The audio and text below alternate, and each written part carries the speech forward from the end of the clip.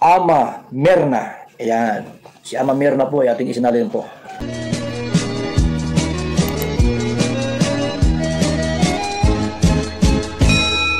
Hello mga kalingap, mga kabsat. Ito muli ako nagbabalik kasi meron nga akong sasabihin o meron akong i-comment o i-react dito sa isang napanood kong video tungkol kay Edu. Ito ay napanood ko sa channel ni Kalinga Prab. Panoorin po ninyo yung channel ni Kalinga Prab, yung tungkol po sa aking sasabihin, para maunawaan po ninyo o mapanood ninyo ng buong buo yung aking mga sinasabi. May isang portion lang po doon na aking bibigyan ng reaction mga kalingap.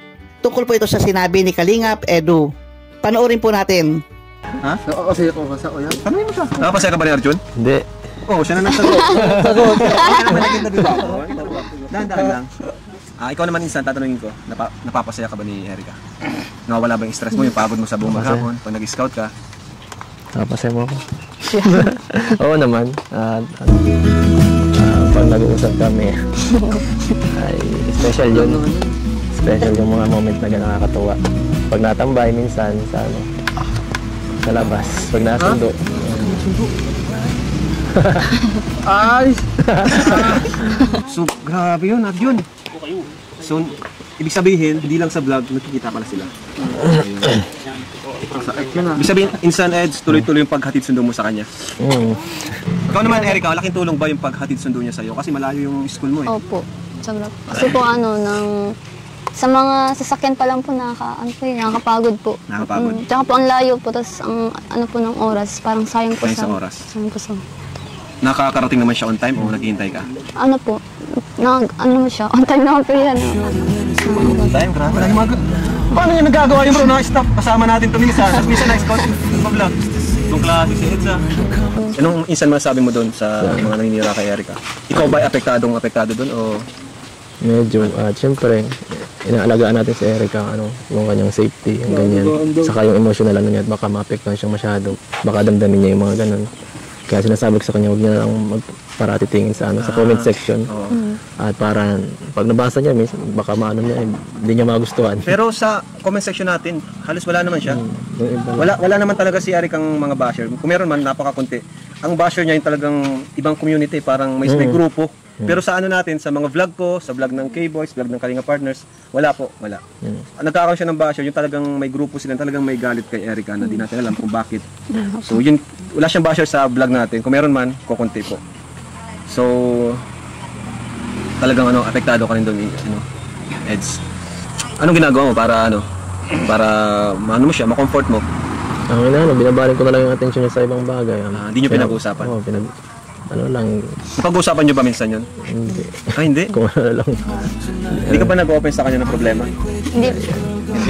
Ikaw ba yung tao na hindi mahilig mag-open ng problema? Pag kaya ko po.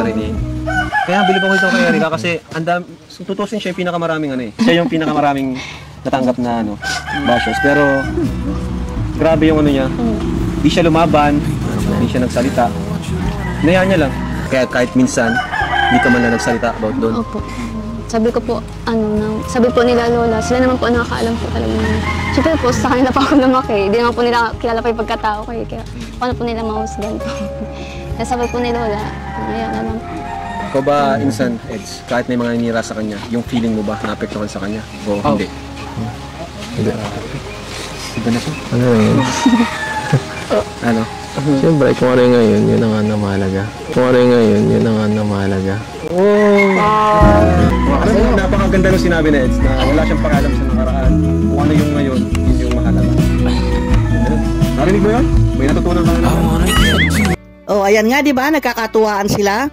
Tuwing punta naman nila Kalinga Prab at yung Kalingap Boys dyan sa lugar ni Erica, pag binibisita si Erica, ay napakasaya talaga yung yung nangyayari dyan. Nagkakaroon ng kilig moments, nagkakaroon ng katuwaan, lalo na pag nagsasayawan yung mga K-Boys, pinapasaya yung mga viewers sa pamamagitan ng mga pagsayaw nila at sa sa pagbibigay ng comedy ni Arjun. Kaya nakakakilig talaga itong nangyayari tuwing bibisita sila Kalinga Prab doon kay Erica.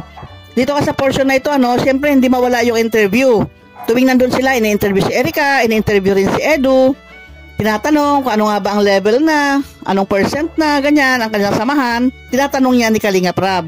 At nakita naman natin yung sagot ni Kalingap Edu. Ang kanyang iniintindi ay yung sa ngayon. Hindi na dapat intindihin yung mga nakalipas pa ni Erica. O di ba napakaganda yung sinabi niya? Ang importante ay sa ngayon, sabi niya. Ibig sabihin, talagang mahal ni Edu si Erica.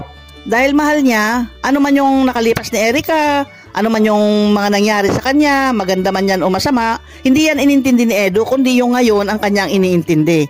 Hindi natin sinasabi na may masamang nangyari kay Erica, hindi sa ganon. Ang punto ko lang dito ay yung kung ano man yung nakalipas ni Erica, magagandang bagay man yan, o mapapait na bagay, yan ay hindi kasama sa mga minahal ni Edu kay Erica, kundi ang minamahal ni Edu ay yung sa ngayon na nakita niya si Erica. Mula nung nakita niya si Erica, yun ang matter sa kanya. Yun ang ano lang niya, inintindi niya. O di ba napakaganda yung ganyang ugali ng lalaki, no? Hindi na nga dapat kailangan ungkatin pa kung ano yung mga nakaraan mo. Halimbawa, may boyfriend ka o mag-girlfriend kayo o mag-boyfriend kayo. Hindi na dapat pinag-usapan yung mga nakalipas sa inyo. Halimbawa, sa mag-boyfriend, mag-girlfriend, hindi na dapat tinatanong yan. O ikaw lalaki, tatanungin mo yung babae kung ano nakalipas niya. At ikaw naman babae, tatanungin mo rin yung nakalipas ng lalaki. Hindi na dapat inuungkat yun. Kasi mag-umpisa lang yan ng gulo sa buhay. Nako po. Maliban na lang kung yung lalaki ay mag-open ng sarili niya. Ibig sabihin, siya ang unang magsabi. O ganun din yung babae. I-open niya yung mga nangyari sa kanya. Maliban na lang kung ganyan, di ba? Pero yung tanong-tanungin mo pa, ay huwag nang lalo na yung mga masiselang bagay, huwag nang tanungin yun. Pwede mong tanungin yung mga magagandang bagay. Halimbawa, saan ka ba nag-aral noon? O di ba, nakalipas yun. Saan ka ba nag-aral? Sino ba yung mga teacher mo noon? Ganon. Sino ba yung mga kaibigan mo? Saan ba kayo nag-swimming nung last year? Yung mga ganyang mga bagay na pwede yung pag-usapan. Pero yung mga bagay na masiselan na magbibigay lamang ng sama ng loob sa bawat isa, ay huwag na niyong pag-uusapan yon. Kaya tama yung sinabi ni Kalingap Edu. Kaya napabilib na si Kalingap Rab dito eh. Napakaganda nung sinabi na Eds na wala siyang pakalam sa nakaraan. Kung ano yung ngayon, yun yung mahalaga. Narinig mo yun? May natutunan ka na naman. O diba? Kaya ito si Kalingap Edu, tama yung kanyang sinabi. Tumpak na tumpak talaga. Dahil kung ungkatin pa ninyo ang mga bagay-bagay, hindi pa nag-uumpisa yung relasyon ninyo, mag-aaway na kayo. Kaya ganun lang, dapat matutunan din ng may mga relasyon dyan na huwag na kayong mag-ungkatan ng mga inyong nakaraan. Dahil dyan lamang mag-uumpisa ang kaguluhan. Okay, salamat po muli sa inyo. Hanggang sa susunod. Bye-bye!